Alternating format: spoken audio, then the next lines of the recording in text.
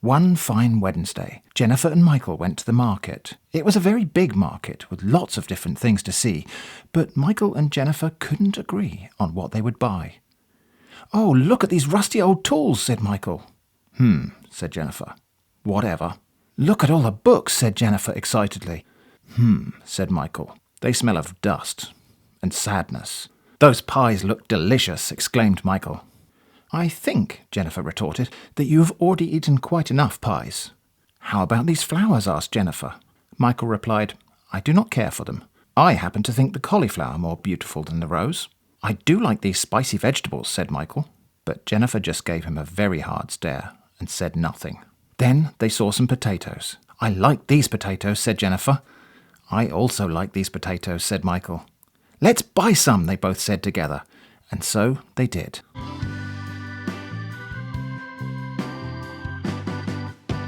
So yeah, we bought these nice Cyprus potatoes at Dorchester Market. Jenny's eye was drawn to them because they're lovely big golden new potatoes. Me, I wasn't exactly looking at just the potatoes themselves. For me, it was that lovely red soil. This is an idea that's been at the back of my head since the end of the Wild Clay series. How about looking for clay that I can collect from less conventional sources and trying to make pots out of that? Well, looking closely at those Cyprus potatoes, they still appear to have a little bit of Cyprus attached to them, in the form of that reddish-brown soil, so characteristic of the southeastern region around Larnaca and Famagusta. This soil looks to me like it might be fairly clay-rich, and I'm sure it's no coincidence that it matches the clay bodies I've seen in documentaries about Cypriot pottery. In fact, just take a look at that region on Google Maps. Look at the red colour of that soil there. So we bought about 1.5 kilos of potatoes and took them home. I deliberately picked out the ones that were more caked with soil than others. So yeah, that happened in April, but this is not an April Fool video. At least not intentionally, although I do realise I may indeed be a fool because I'm paying £1.80 per kilo for mud here. Thoughts about exactly how much sense it makes to haul vegetables or mud great distances over land and sea when they can be grown right here did not escape me, but that's a topic for a different time. Anyway, back home, I measured out 500 ml of water, then I washed the majority of the dirt off into that. I could have started with more water than that, but that would just make the process of concentrating and refining more of a chore. After washing, I picked out some bits of grass and other organic material, then agitated my muddy water and poured it off into a beaker, leaving the coarser and heavier grit and sand behind. There are still some bits and pieces of non-clay material, including probably some small pieces of potato skin in the mix. I'm not going to worry too much about purity because I don't think it will matter much in the final piece. Over the space of the next few hours, the muddy mixture began to settle and separate, and I was able to pour off the clearer water layer from the top. The potatoes, by the way, were really delicious. I just gave them a final scrub, hacked them into rough wedges, added a little oil and a dusting of Captain Cat's Moore seasoning, and baked them in the oven for a while. Lovely, tasty potatoes. By the way, each section of this script I'm reading to you now was written during the development of the project, so when you hear me talking about what I hope will happen next, it's genuine. Script writing me only knows what just happened, and is hoping for what happens next. Anyway, as I poured off more and more of the clear layer, the volume of the clay slip reduced down and down. Eventually I had to use a pipette to draw off the water. Weird thing I've noticed with this process, both here and in the Wild Clay series, my intuition wants to think the clay will just keep on settling until it forms a compact layer at the bottom of the vessel, but that doesn't seem to happen. Instead, the settling slows down. Leave it overnight and you get a layer of clear water to draw off. Leave it for longer, that layer doesn't really get any bigger and it doesn't settle any further until you draw off some of the clear water. Then off it goes until it reaches that ratio again. Weird, and I expect there might be a bit of interesting science somewhere there. Anyway, after a couple of days of settling and separating, I had about 50 ml of clay mix, and it was now getting difficult to draw off the clear liquid without taking some of the clay. So I poured it out into a shallow container and let evaporation concentrate it further. I put a piece of kitchen paper towel over the evaporating pan. That will slow things down a bit, but not completely, and it will keep dust and other stuff from falling in. There's not going to be a massive amount of clay here, so I suppose I'll just have to go back for more of those lovely potatoes. Oh, the things I do for art and science. Meanwhile, the first batch of clay had dried to a fairly thin film on the bottom of the pan, dry enough to scrape a tiny bit of it up and test for plasticity. It seems like it will be okay, but there's only about a grape-sized piece of clay here. So back to the market, and this time they had potatoes with magnificent great clods of earth on them. I must be the only person who wasn't scraping this off before bagging them. Back at home, I first broke off the larger chunks of earth from the potatoes and set them aside. There's no point dirtying the water more than I need to for the first wash of the potatoes. The remaining mud then came off in 500 ml of water, and I rinsed the potatoes again and set them aside. Then I added all the earth I'd set aside into the water and left it to soak for a while, then gave it a good mix and strained it off. I can tell there's still quite a lot of clay left behind, so I'll repeat this process. I left the mixture to settle, then poured the clear water back into the jug, stirred again and started again. The sediment takes a little while to settle out, so here's a 20-minute time lapse to give you an idea of what that looks like.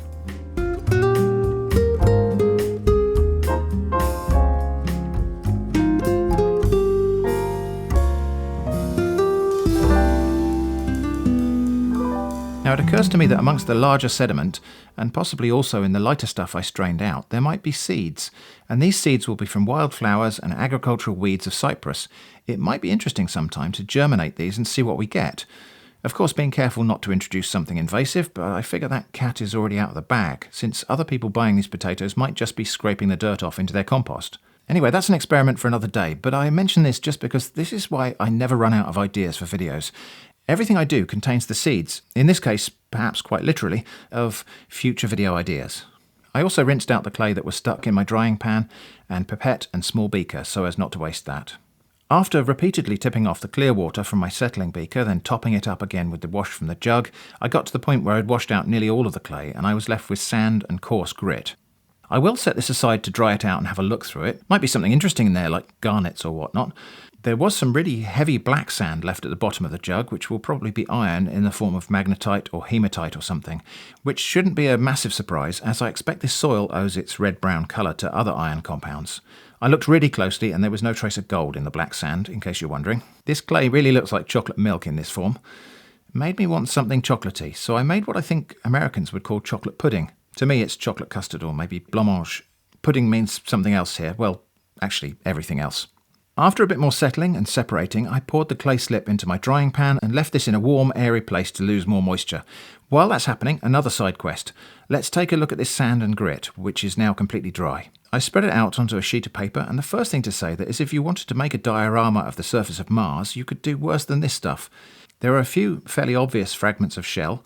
Not seashells as far as I can tell, these are from land snails, I think, as they are fairly thin and fragile. I used my USB microscope to take a closer look. I really need to get a better one than this. Initially I was quite excited to see some bright green crystals in there.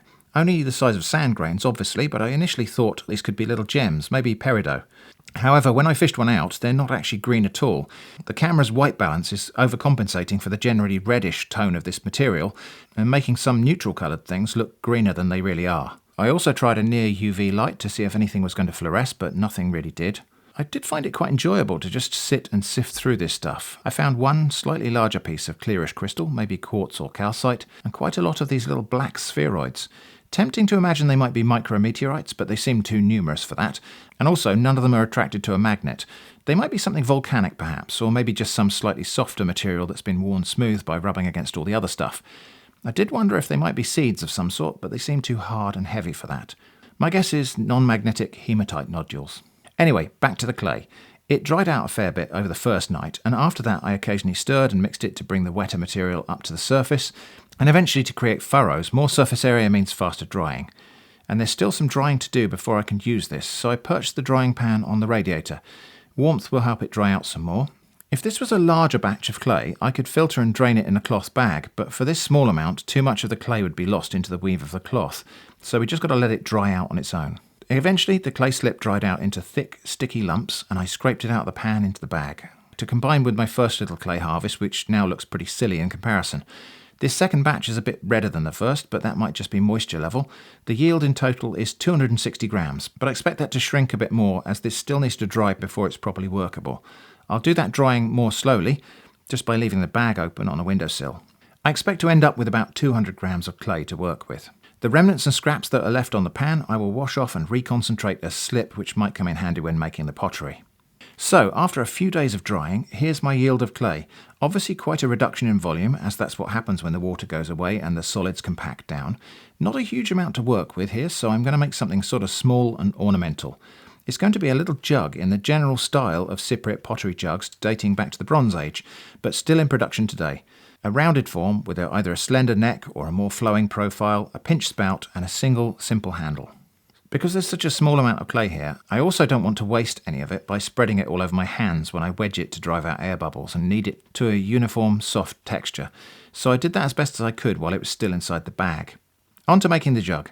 Traditionally, these would be made by the coil method, with finishing and smoothing being done on a slow wheel or turntable.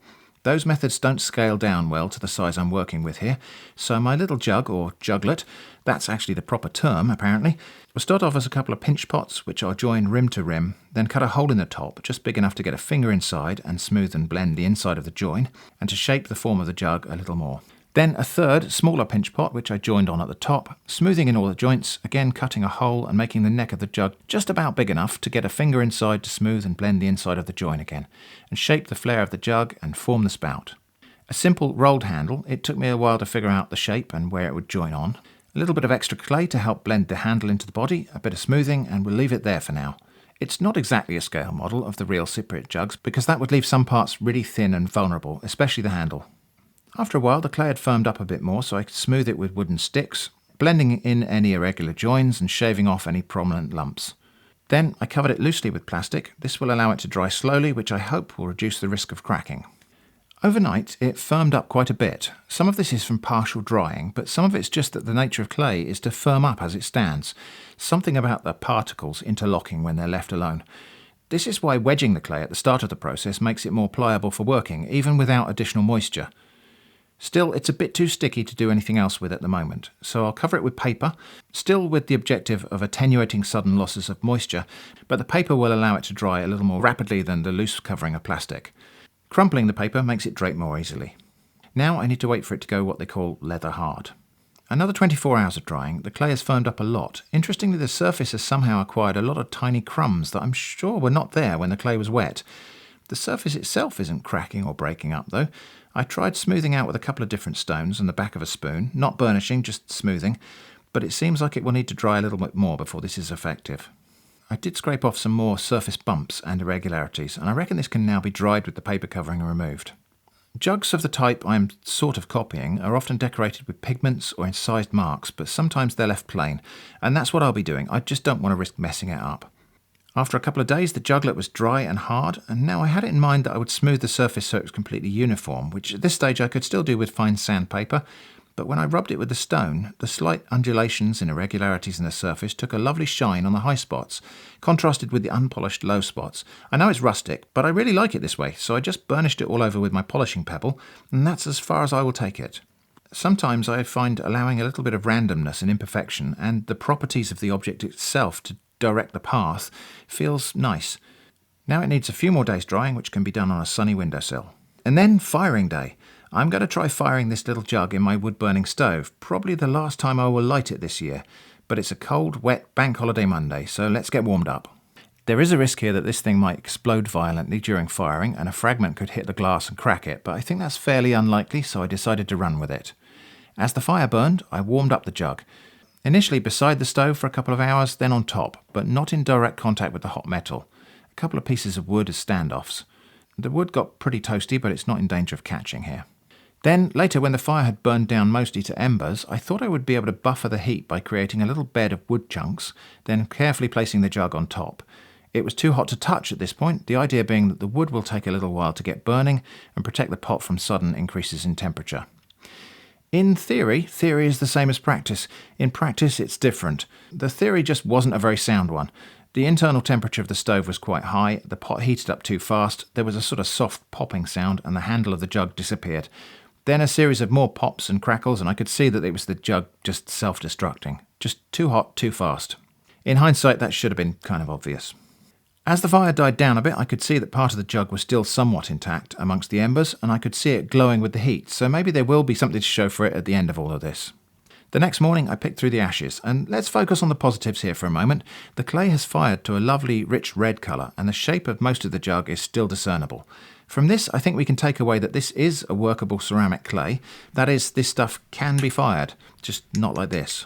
Failure appears to have taken place mostly as surface spalling, which can be an indicator of incomplete drying, but I don't think that's the case here, as a small item like this is not hard to dry really thoroughly. The other thing that can cause spalling is expansion from uneven heating, and I think it's fairly obvious that's what's happened here. The outside of the pot was subjected to intense, fairly sudden heat in the stove, and the clay on the outside of the pot just got very hot before the inside could heat up. So the outside parts are trying to expand, while the inside parts aren't doing anything. This creates forces, and at this point the clay has very little tensile strength, so the expanding parts just shear off. So anyway, what do we do from here? Well, there's still more than half the clay left, so I can try again. Obviously I'm not going to retry that firing method, and I'm going to make more pottery. For one piece, I'm going to grog the clay using ground up material from the first failed firing. Almost like I planned it that way, eh? So I ground up the broken pottery by putting it in a cardboard tube on a piece of steel beam and pounding it with the back end of a large steel chisel. Then sifting out the finer ground material and putting the coarser stuff back in for another go. I have enough clay for hopefully 2 more little jugs. The first one I just made from the pure clay in a single piece, making a small pinch pot, then working it so that it becomes quite tall, then making the handle just by pinching the edge together, and forming it to make a solid unpierced handle with a slightly thickened edge to get hold of. The spout is just formed by easing out the rim opposite the handle, and then there's a lot more gentle shaping and forming and smoothing, flattening off the bottom, and eventually we've got this thing. A weird little ugly juglet, but it has the advantage of being formed in one piece, so I hope the risk of bits falling off will be suitably reduced. The other one will be made using grog added to the clay. I didn't measure it, just worked in some of the ground up fired pottery until it seemed about right. Then I reserved a small amount to make the handle and tried to make the body of the jug in one piece. It took a long time, and just when I thought I was getting somewhere, the clay started cracking, probably just from the warmth of my hands on such a small volume of clay. I started again, adding a bit of additional moisture. This time I tried making 2 small pinch pots and joining them, but again, problems with cracking. I think it's lack of moisture, not excessive grog, so I'm going to moisten this clay, wrap it up, and try again tomorrow. With the grogged clay a little bit more moist now, I set about making another juglet. This one again made from 2 pinch pots joined at the rim and blended. The top flare was going to be a 3rd pinch pot, but it just got too fiddly to make it that way and the rim split on me. So I cut away, then formed the top flare from a coil of clay added on around the rim. A bit more shaping and blending and so on, and it's starting to take shape. The handle is going to be a roll of clay that I just flattened out, then cut to size and joined on after scratching up the mating faces and applying slip. Working at this scale isn't easy. I'd say it's harder to craft a nice looking vessel of this size than it is to make one that's 5 times larger. Just because inserting even one finger into the jug to try to smooth out the inside risks breaking it or misforming something. Also, I probably should have just stopped to clean my hands as they became caked with clay, and this meant I kept accidentally roughing up the outside of the pot as I was handling it. Anyway, I got it to somewhere approximating complete and set it aside. I still have a little bit of clay left, and I'm thinking about Neolithic Animal Friend from the Wild Clay series. I think I'll make something similar with this last piece, except to keep the cypress theme going, it's going to be Neolithic Mouflon Friend. The mouflon is a type of wild sheep native to Cyprus. It's also found in other parts of the Mediterranean, but it's the national animal of Cyprus, so that seems appropriate since that's where this clay came from. So we have these 3 items, the pinched single-piece jug, the more conventional style jug, and Mouflon Friend. That's as much work as I intend to do on them, so just need to let them dry completely before firing. Drying out in the shade for a couple of days, then a sunny windowsill for a week, which ought to be enough for these small and fairly thin pieces. And just in case this goes wrong again, there's still a tiny bit of clay left, comprising a little bit I didn't use, plus the clay slip, plus all the trimmings from the work area. So if this firing turns out to be another learning experience, I will still have just about enough clay for one more tiny item. For these items, I'm going to try firing in a kiln. Well, sort of almost a kiln. Well, 2 steel cans, nested together, and this will be buried in charcoal, which I'll then light. So the pottery will be completely enclosed, and that will help to buffer the heat, I hope. I built a little fire in the portable hearth that I made out of a gas bottle in a different video, and nestled the tiny can kiln down in the middle of it. There's only room for 2 of the pieces in here, but that's okay because if something goes wrong, I get another opportunity for another try. I used a mixture of split softwood, natural lumpwood charcoal and smokeless briquettes.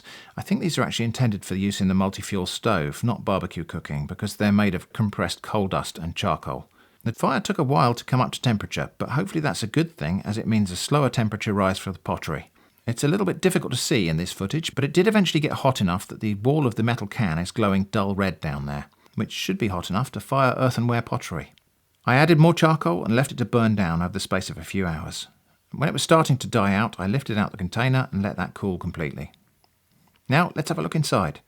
Well, here's an intact jug, and here's my little mouflon figure, also intact. They are fired earthenware now. I can tell that just from how they feel when I handle them, but we can also confirm they're fired because they make a sort of dull clink sound when they're tapped together. Listen. So, mission accomplished. I have now succeeded in turning mud from potatoes into fired ceramics. That was quite a lot of weird effort, but a lot of fun. The fired clay hasn't turned red, probably because the closed container in the middle of the charcoal fire is a reducing environment. That is, there's a shortage of oxygen. So an iron-rich clay will tend to fire to a more metallic form, black or grey. If it was fired in the presence of oxygen, I think we could have expected a redder colour.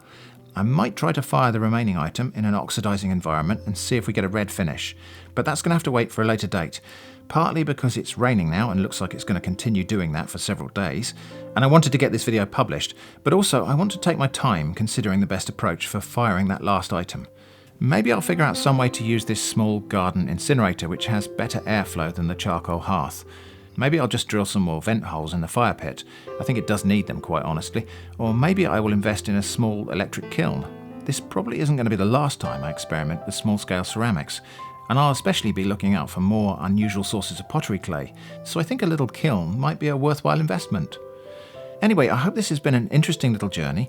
Thanks for watching, and I hope to see you again soon.